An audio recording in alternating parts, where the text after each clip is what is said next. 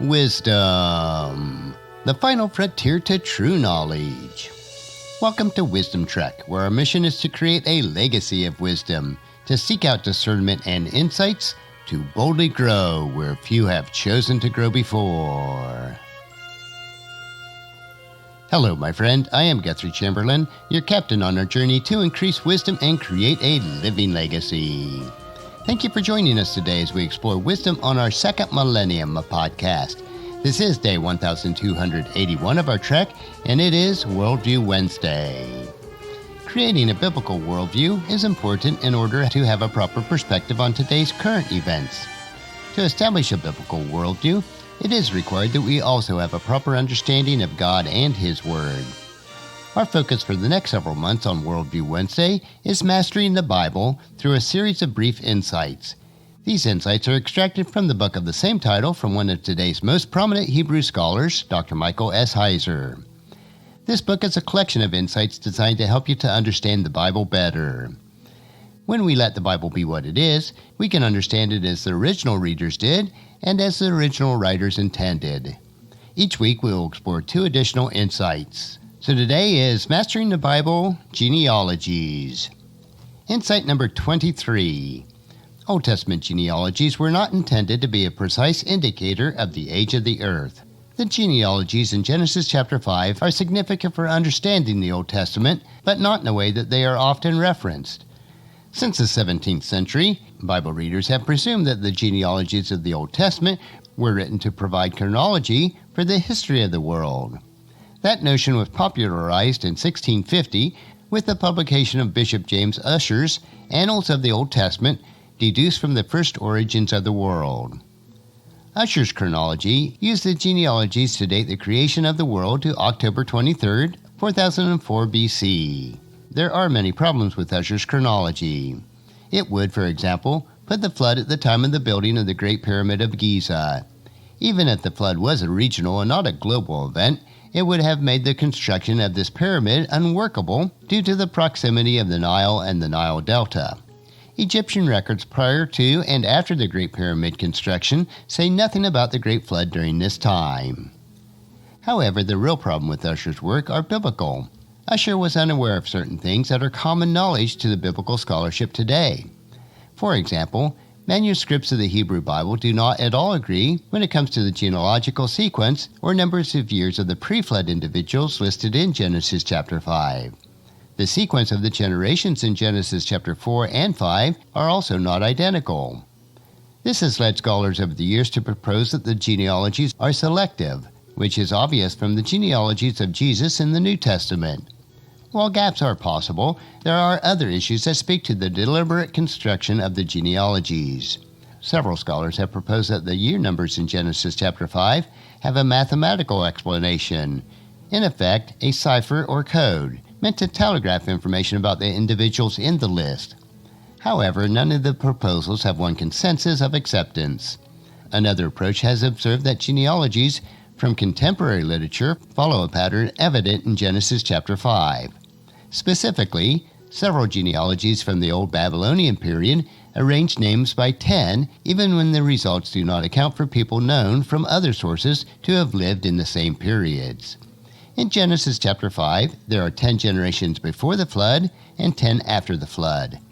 The listing may, therefore, be selective.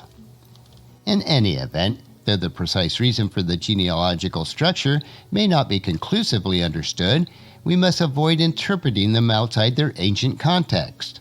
Forcing them into a service for which they were not intended is not good interpretation. Let's move on to insight number 23, which is, the covenant sign of circumcision was a theological statement for Israelite men and women. The story of Abraham and Sarah is at the core of the story of Israel. God called Abraham in Genesis chapter 12, verse 1, where it says, "The Lord had said to Abram, 'Leave your native country, your relatives, and your father's family, and go to the land that I will show you.'" In Genesis chapter 15, verses 1 through 6, God told him that he would make his offspring like the sand of the seas and the stars of the sky. There was just one problem. Abraham and his wife were very old. Sarah, in fact, was well past childbearing age and did not conceive a child for several years after God's initial promise. Her inability to conceive led to Sarah's proposal that Abraham have children with her handmaid, Hagar. The result was the birth of Ishmael, whom God told Abraham in no uncertain terms that he was not the fulfillment of the original promise. The original promise was that God would enable Sarah to have a child. God, of course, kept his promise. Abraham and Sarah had Isaac. God stepped in and made it clear to both Abraham and Sarah that Ishmael was not the fulfillment of his promise. Sarah was the mother God intended for the promised child. To commemorate this miracle, God gave them both a recurring sign of his covenant of faithfulness, which was circumcision, as told in Genesis chapter 17, verses 1 through 14. The sign of the covenant meant that every male in Abraham's household had to be circumcised. The requirement extended to all males born to every family in the nation of Israel because all Israelites were descendants of Abraham through Isaac. Circumcision seems like an odd sign, not only because of the physical nature of the mark, but also because it seems so one-sided. Of what possible relevance could circumcision have for Israelite women? What's the point in the first place? Because of the sexual nature of the sign of circumcision, the ritual mark was an important theological reminder to both genders. The sign would have taken both the men and women back to the fact that they and their children only existed because of divine intervention.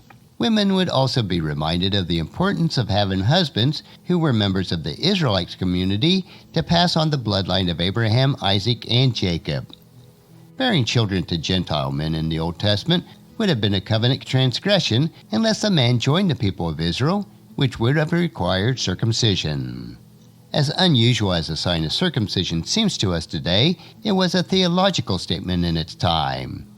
This is one important role of ritual, to transport and fix their minds to a transcendent idea.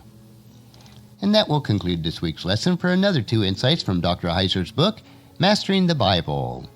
Next Worldview Wednesday, we will continue with 2 additional insights.